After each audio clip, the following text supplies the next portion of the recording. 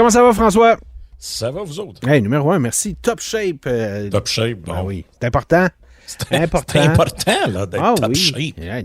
Écoute, l'hiver, c'est pas facile. Pas facile. Parlant de c'est important, comment ça va pour nos deux amis, nos deux PM qu'on aime tant? Hein? Oui. Ben, je sais pas si vous vous rappelez, mais ils se sont rencontrés il y a pas si longtemps dans un café. Là. Moi, c'est ce que j'ai toujours apprécié de cette rencontre-là, c'est vraiment quand ils tournent le coin et qu'on nous fait semblant que c'est un hasard qui arrive face à face. Oui. Je sais pas pour vous autres, mais moi, en des années et des années où tu vas rejoindre des amis au resto, au bar, au café, jamais t'arrives timé de même. Jamais. Jamais. Ça m'est jamais arrivé. Là. Une date, peu importe, c'est impossible. T'arrives jamais timé de même, mais eux autres, parfait. Puis en plus, c'est tellement bien timé que les photographes sont tous prêts. Voilà. C'est ça qui est le fun, c'est que c'est pas stagé pantoute. Fait que autour de ce... Il n'y a aucun faiseur d'images dans leur entourage, il n'y a aucun photographe qui leur a demandé « Hey, OK, on le reprend. On va prendre une couple de photos. » Il n'y a personne. C'est ça, tu sais. C'est pas arrivé. Full naturel. Puis, je sais pas si vous vous souvenez, mais suite à cette rencontre-là où ils ont fait semblant de prendre un café pendant 15 minutes, puis finalement, ils sont partis après. Là. François Legault est sorti pour dire, écoutez, c'était une rencontre extraordinaire. J'ai senti beaucoup de bonne volonté chez M. Trudeau. Ça fait à peu près un mois, quoi. 3 semaines, un mois. Un mois, cette affaire-là, un mois. Là, ça a l'air que finalement, c'était un peu de la bullshit, tout ça. Ils ont pas dû jaser tant que ça parce que là, Trudeau donne une entrevue à je sais pas trop qui, puis il dit, ouais, ça nous inquiète un peu la manière dont les provinces utilisent la clause dérogatoire. Bon, c'est un peu lourd pour un mardi matin, là, mais en gros, juste pour que les auditeurs comprennent, dans notre charte des droits et libertés, qui garantit votre droit à la liberté d'expression, votre droit à la liberté de culte, votre droit à X, Y, Z. Il y a un article qui s'appelle l'article 33 qui permet aux gouvernements provinciaux et fédéraux si il y a quelque chose, s'ils veulent passer une loi qui interfère avec un de ces droits-là, ils peuvent utiliser cet article-là, cette clause-là, pour vous empêcher de les poursuivre parce qu'ils briment ce droit-là. Okay. En gros, techniquement, c'est pas mal ça l'affaire. Ouais. Mais ça, dans l'esprit de la loi, là, ça a été pensé comme un peu une affaire de dernier recours. T'es pas censé d'utiliser ça à tout bout de champ pour toutes les lois que tu fais. Là. C'est un peu comme la loi sur l'urgence sanitaire. Normalement, c'est un peu là que j'allais t'amener. T'es supposé d'utiliser ça quand il y a une urgence. T'es pas supposé d'utiliser ça pendant des années de temps parce que c'est plus facile de négocier avec les syndicats, parce que c'est plus facile je contribue, parce que c'est plus facile les contrats de gré à gré. Non, c'est l'esprit de la loi tel qu'elle a été pensée, c'est que c'est temporaire. Ouais, c'est un peu comme utiliser l'état d'urgence quand il y a une manifestation en face du Parlement. C'est ça. Ben, c'est un peu ça. Et là, l'élément un peu déclencheur de ça, c'est le bon Doug Ford, parce que Doug Ford a essayé de faire rentrer de force les conditions. Ben, c'est ça, c'était la condition des négociations avec une partie du secteur public, dont les profs, pour le renouvellement des salaires puis de la convention collective. Puis lui, il a dit, là, regarde, ça me tente pas de négocier, moi, utiliser la clause dérogatoire, puis ça va être ça, puis ça va être tout. Là, finalement, il y a eu quand même il y a beaucoup de gens qui se sont levés puis ont dit, ben là, ça marche pas, cette affaire-là. Là. Dans un régime normal, tu négocies, là, on vit pas d'une république de bananes. Finalement, il a reculé. Puis c'est un peu ça qui a amené à la réflexion là-dedans de Trudeau. Mais ce que je disais sur Twitter, c'est que les deux ont tort là-dedans, dans le sens que Trudeau, c'est vrai que les nationalistes qui disent Trudeau, il est tout le temps en train de jouer dans les compétences des provinces, c'est vrai. Oui. Les projets qu'ils veulent faire, c'est tout le temps des affaires que soit les provinces ont déjà faites, et des fois même mieux que ce que les autres veulent faire. C'est vrai. Ce bout-là est vrai. Mais il y a aussi raison dans le sens que l'esprit de cette clause-là a été dénaturé au fil du temps, dans le sens qu'on n'est pas... Je veux dire, la CAQ a été élue en 2018 et de ce que je comprends, ça va être la 3e fois ou la 2e fois déjà qu'ils utilisent cette clause-là. Ça a été utilisé pour la loi 21, c'est utilisé pour la loi 96. Oui. Et il y a une autre patente là, dans laquelle ils voudraient l'utiliser. Là. La loi 96 sont comme allés, regarde, ils ont pas pris de chance. Ils ont dit, ils ont quasiment pris tous les points de la Constitution, puis on veut, regarde, on les suspend toutes. Pour passer la loi 96. Donc, on pourra pas se faire challenger sur rien. Ouais, puis le message de François Legault a fait un genre de message, là, style à la générale de Gaulle un peu, là, jamais nous ne plierons, puis une affaire à la chef de la nation là, qui s'adresse à ces sujets. Là. Et là, il dit, le Québec n'acceptera jamais un affaiblissement de ses droits, puis là, tu te dis, OK, mais les droits de qui dont on parle? Là? Parce qu'en fait, s'ils inversent, ils sont habiles, pareil, les politicos, oui. pour faire un liner, parce qu'en fait, lui, il inverse la réalité. La réalité, c'est que la clause dérogatoire, elle brime les droits individuels. Et lui, il dit, ouais, mais ça nous permet ça protège les droits du Québec. Ouais, mais les droits du gouvernement du Québec c'est ou ça. des citoyens du Québec, là? Du gouvernement. Ben, c'est ce bout-là. Là. Puis même, dans sa version Twitter, il y a un bout qu'il a pas mis de son message parce qu'il est trop long, mais dans sa version qu'il a faite sur Facebook, là, il dit... les droits individuels, là, ça, c'est important, là, mais il faut pas que ça devienne comme une religion, là. Tu sais, là, tu te dis, ouais, mais attends un peu, là. Dans un système démocratique, les droits individuels, c'est pas mal le fondement du système, de la société dans laquelle on vit. S'il y a pas de droits individuels, c'est l'État qui fait n'importe quoi, là. Et je lisais un matin le texte de Bock-Côté, avec qui je suis d'accord là, quand même assez souvent, mais un matin pas pantoute. Là. Et lui, il dit cette charte limite le pouvoir des élus au nom d'une conception toujours plus étendue des droits individuels. Il dit derrière ça, il se trouve une étrange conception de la démocratie fondée sur la méfiance du peuple, toujours suspect de verser dans le populisme et la tyrannie de la majorité. Ben, la drôle de conception de la démocratie, c'est pas celle-là. C'est celle qui consiste à dire, ben, le gouvernement, là, quand les sondages disent que la population est d'accord avec quelque chose, il est légitimé de faire n'importe quoi, peu importe si ça brime les droits des autres. Parce qu'en gros, l'argument de Legault, c'est juste lui, là. Lui, il dit, ben, la loi 21 et la loi 96, on a fait des sondages, là, puis les gens sont pour. Fait que c'est correct de le faire. Donc, si quelque chose est bon pour te faire élire, on le fait coûte que coûte. Ben oui, puis l'autre affaire, c'est quand tu regardes l'histoire un peu de cette clause-là dans les autres provinces, parce qu'on s'intéresse pas beaucoup aux autres provinces au Québec, là, mais on aurait peut-être intérêt. Là. Dans les autres provinces, là, ça a été utilisé pour des affaires que ici on pèterait notre chaîne, là, savoir que le gouvernement fait ça, genre pour des briseurs de grève, l'Alberta qui a voulu l'utiliser pour interdire le mariage homosexuel. C'est parce que les gens réfléchissent pas. Ils se disent toujours, ouais, mais nous autres, notre bon gouvernement qui nous aime, il va utiliser juste ça pour notre bien. Ouais, ça se peut qu'il l'utilise un année pour de quoi qui fait pas votre affaire pantoute, là. Ouais, les gens ont confiance, hein. Ben, mais on devrait jamais regarder le gouvernement puis dire, ben, moi, j'ai confiance en ces gens-là, c'est des gens de bonne foi. C'est la différence majeure entre les États-Unis et ici. Sérieusement, là, juste ça. Puis les conceptions de la liberté ou de la liberté, comme ils disent ici, là, elle est là. Aux États-Unis, t'es un humain, tu nais, t'as des libertés. Et le gouvernement n'est pas supposé enfreindre ces libertés-là.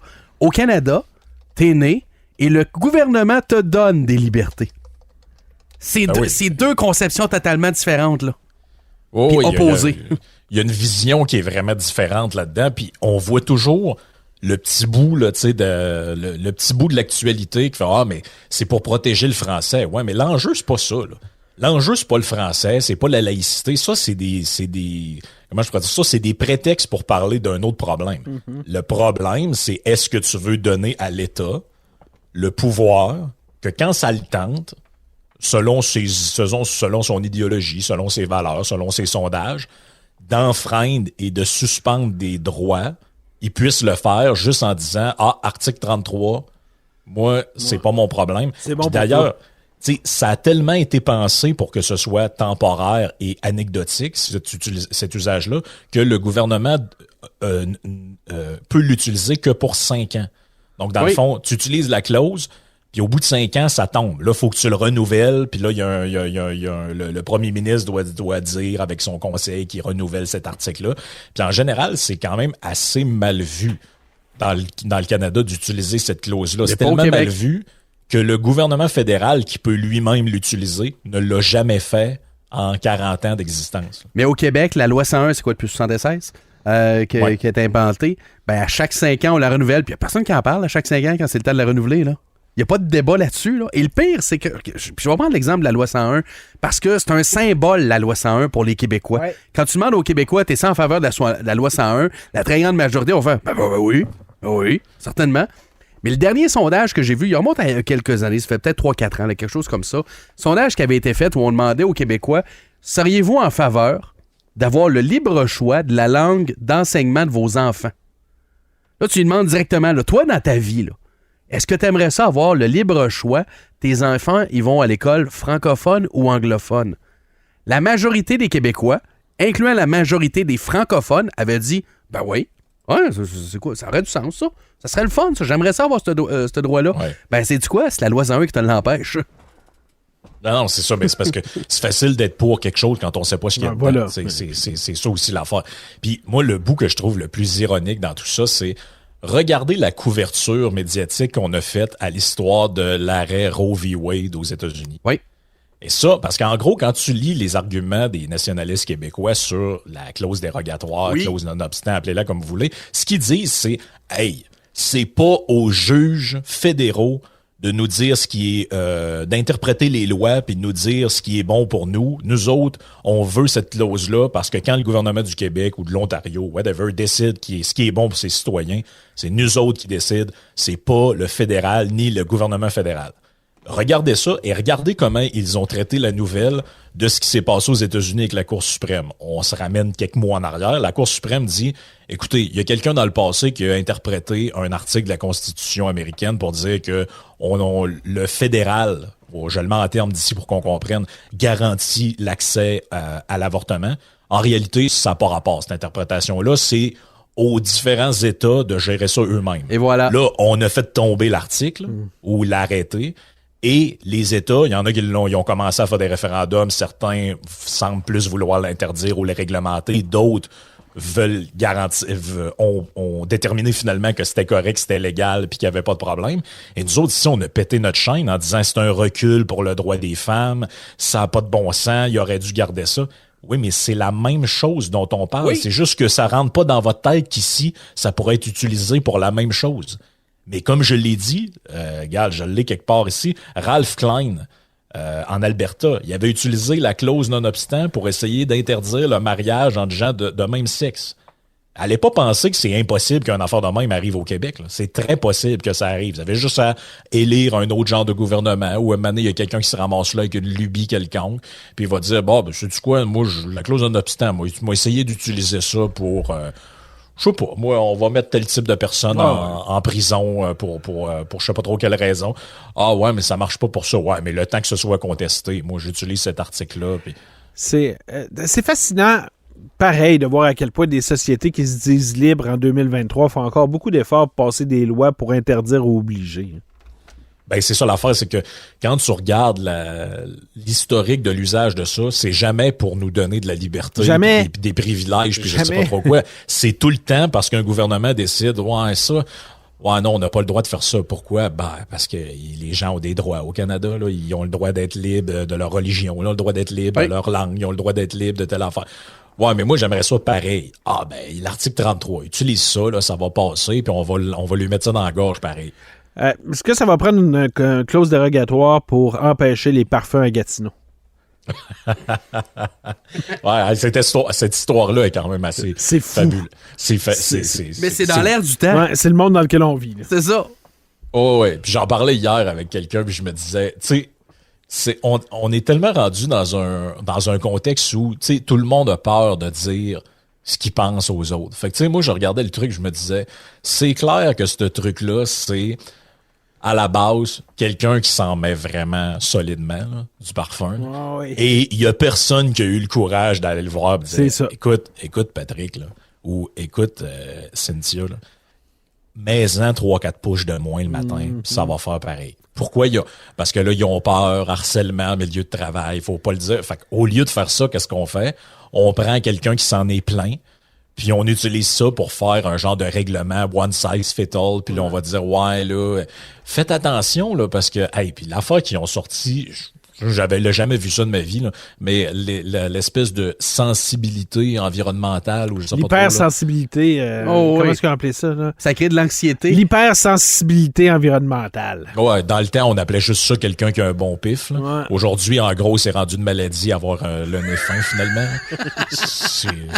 C'est quand même spécial pareil. Là. C'est rendu que tout ce que t'as, finalement, est un peu une maladie quelconque. Ah, toi, tu sens beau. Toi, t'as un bon odorat. Si je te fais sentir cette affaire-là, tu vas me dire si c'est passé à date ou pas. Non, je sais pas que j'ai un bon odorat, c'est que je souffre d'hypersensibilité environnementale. Verrais-tu ça que, dans le fond, tu sais, je veux dire, la personne qui est problématique à la ville de Gatineau, c'est le maire lui-même, mais lui, il se sent zéro. Mais là, puis tout le monde a peur d'y dire. Mais le pire, c'est que le maire, tu lui dis ça, ouais, OK, faudrait passer cette loi-là, puis il fait, hey, ouais, bonne idée. C'est vrai que ça doit déranger du monde. Lui, il se sent pas. Mais c'est lui, admettons, qui met trop de parfum puis qui dérange tout le monde autour. Ouais. Mais là, ils veulent interdire aux employés de la ville d'en mettre. Oui, c'est à grandeur, là. Tout ce qui est bâtisse de la ville, on empêcherait aux gens de mettre du parfum. Ou du moins, il faudrait en mettre qui soit neutre ou je sais pas. Et même chose aussi pour les produits d'entretien. Faudrait que ça soit des produits qui sentent pas. Oui, quand tu vas aux toilettes, tu te laves les mains, le savon, faudrait que c'est un savon pas d'odeur. Parce qu'il y a des gens qui se sentent... Ils sont sensibles. Ils sont micro-agressés par le savon de la salle de bain. Exact. C'est un peu là qu'on est rendu. Moi, l'odeur du savon, j'ai un peu l'impression que ça rend mes mains propres. Oui, c'est pas mal ça l'idée d'habitude. Là. Mais non, c'est un... Tu sais, on parle souvent de l'odeur, puis c'est vrai que quelqu'un qui se met trop de parfum, l'expression trop c'est comme passé, quelqu'un qui se met trop de parfum, c'est hot, ça sent mauvais, c'est désagréable, mais à l'inverse, si c'est votre ami, d'y dire, c'est d'y rendre service. Là. Ben, c'est ça l'affaire. Puis, tu sais, je sais pas trop pourquoi, mais on dirait qu'il y a comme une drôle de traque sur l'hygiène qui est pris là, dans les derniers temps. On a eu des articles pour nous dire que une ou deux douches par semaine, là, c'était bien en masse. Là, quand même. Arrêtez de gaspiller l'eau. D'ailleurs, dans cet article-là, d'ailleurs, il y avait un gars qui faisait partie d'un genre de regroupement. Lui, il disait, moi, 2-3 par mois, c'est en masse. Là. J'ai pas de problème avec ça. Je lave l'essentiel à des barbouillettes, puis 2-3 douches par oui, c'est ça. Mes proches se plaignent pas. C'est ça, mes proches se plaignent pas. Je serais curieux de parler aux proches. Là. Ouais, c'est ça. D'avoir le thé qu'à eux autres. Là. En général, c'est pas toi qui sais si tu pues, c'est les autres. Là. Puis, t'en avais un autre aussi, pas longtemps après, un autre article qui disait, ouais, le déodorant, là, c'est pas utile, ça, parce que le corps, il auto-régule ses odeurs. Ça t'empoisonne à l'aluminium. Ouais. Oui, ça t'empoisonne à l'aluminium. Puis là, tu te dis, OK, parce que fait que là, pas de douche, pas de déo, pas de parfum. Là, d'après moi, la madame avec le pif fin, là, pas juste la madame, là. Elle va être anxieuse longtemps. Ouais, elle va avoir un autre problème, là. Hey, quand tu vas dans le bois et que les chevreuils se sauvent, là. Moi, j'ai jamais de mouche dans le bois. Je sais pas pourquoi. C'est parce que ça sent fort, là. Mais effectivement, enlever le parfum. Mais écoute, ça fait partie du savoir-vivre. On est obligé de mettre des lois parce qu'il y a du monde qui ne savent pas vivre. C'est le même, c'est tout. Oh oui, ben écoute, non, parce que ça pouvait pas être géré à l'interne, ça, ce truc-là. Il n'y a pas personne qui pouvait prendre la responsabilité d'aller voir le gars, la fille ou les 2-3 personnes et dire, écoute, ça fait 2-3 personnes qui laissent dans une petite boîte à commentaires et suggestions que quand ils arrivent à l'accueil, là, ça sent beaucoup fort. Mais ça, je vais t'amener sur un autre sujet, OK? Puis tu vas peut-être trouver c'est quoi le lien, là, mais on va appeler ça le courage managérial. Oui. Dans le sens que t'as beaucoup de supérieurs immédiats aujourd'hui qui sont devenus là parce que sont là, ils ont les études, ils ont tout, mais ils n'ont pas le caractère pour faire ce job-là. Donc, ils sont pas capables de dire à leurs employés « tu sens trop fort ». Donc, ils vont voir leur boss et ils disent « il faudrait mettre une nouvelle loi ». Oh oui, bien ça, mais ce que tu viens de dire là, c'est carrément ça. Là. Les gens qui nous écoutent, qui travaillaient dans des entreprises et d'assez grosses organisations. Et moi, ça m'est arrivé personnellement. Tu travailles quelque part, un moment donné, il y a quelqu'un qui est relation toxique là, au travail. Quelqu'un qui a des problèmes avec tout le monde. Ben, les patrons, plutôt que de rencontrer cette personne-là puis de dire, écoute, là, c'était comme en conflit avec tout le monde. Il me semble qu'il y a de quoi qui marche pas, tu sais, puis de faire une évaluation de cette personne-là. Non, ils font venir des gens de géo là, qui arrivent avec une mallette de cuir puis des petits post-it avec un tableau. Puis là, on va tout marquer une qualité de quelqu'un là-dessus. Puis là, on va faire des séminaires sur comment parler aux autres. Là, tu te dis, ouais, mais personne n'avait besoin de ça. Là. Il y a juste un employé ou une employée problématique. Là. Mais c'est souvent de même que c'est géré parce que on veut pas de grief, on veut pas de plainte, on veut pas de... Ben moi, je suis pas mal sûr qu'à à Gatineau, c'est à l'origine d'un affaire de même. Là. D'ailleurs, il y a quelqu'un qui devait aller dire à cette personne-là, écoute, tu pues, slack un peu, là, c'est assez. Ben, il a pas eu le courage. Fait qu'on s'est servi d'une plainte d'une madame là, qui doit se plaindre. Je suis certain que si on fouille le nom de la madame, elle a dû se plaindre pour 2000 autres affaires à la ville. D'ailleurs, tu me fais penser, ça me rappelle, là, je me souviens plus de l'histoire exactement, mais Steve Jobs. Steve Jobs, dans le temps qu'il travaillait chez Xerox, il a commencé là, à un moment donné. Le gars puait. C'est un saut de douche. Il croyait pas à ça, les douches, trop, Steve Jobs. Puis, ce qui est arrivé, je sais plus s'ils ont dit puis ils ont refusé ou s'ils ont juste pas osé dire, mais la solution qu'ils ont trouvée, c'est qu'ils l'ont foutu sur le chiffre de nuit. Tout seul. Ouais, ils ont donné les clés, ils ont dit va travailler à la nuit, tu déranges le monde, tu pues. Ouais. Ouais. Mais ils ont dit, lui, Pam. Ils ont dit? Ok, je me souviens plus s'il avait dit. Moi, je me souviens aussi de certaines formations en management que tu peux recevoir où on dit accepte pas le singe de tes autres employés. Dans le sens, il y a beaucoup d'employés qui vont essayer de te lancer le singe. Là. Et l'exemple qu'on donnait, c'est si tu as un employé qui pue, les autres vont venir te voir en tant que boss pour dire faudrait que tu lui dises qu'il pue. Accepte-le pas, dis aux employés de lui dire à la personne qui pue.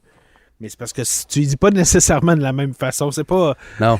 La façon dont tu le dis à l'autre employé, c'est pas approuvé par les RH. Là. Non, là, c'est ça l'affaire. Ouais. C'est parce qu'après ça, là, t'es obligé de gérer ouais, là, je me fais harceler en milieu de travail, puis les gens, tu sais, c'est.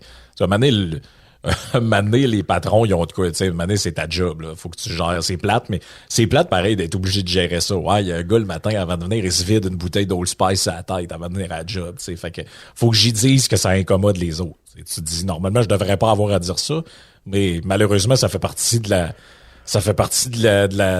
job des fois, puis tu te dis, à choisir entre les deux, j'aime mieux être obligé d'avoir cette conversation poche-là avec quelqu'un que de me taper un comité sur hey, qu'est-ce qu'on devrait interdire. Puis, imaginez-vous que quand ils vont rentrer dans les détails de tout ça, ça va être ouais, mais quel type de parfum, puis est-ce que là, ça compte là-dedans les déodorants avec des odeurs? Ou est-ce que ça finit ben, plus regarde, ce niaisage-là? T'as un auditeur ou une auditrice qui nous écrit « Je suis moi-même hypersensible aux odeurs. J'ai demandé à ma collègue d'arrêter de se parfumer. Elle l'a fait. Ça fait 5 ans. On s'entend bien. Hey, il n'y a pas eu de règlement? » C'est quoi? Les gens sont encore capables de s'organiser entre eux. Oui. Quelle bonne nouvelle.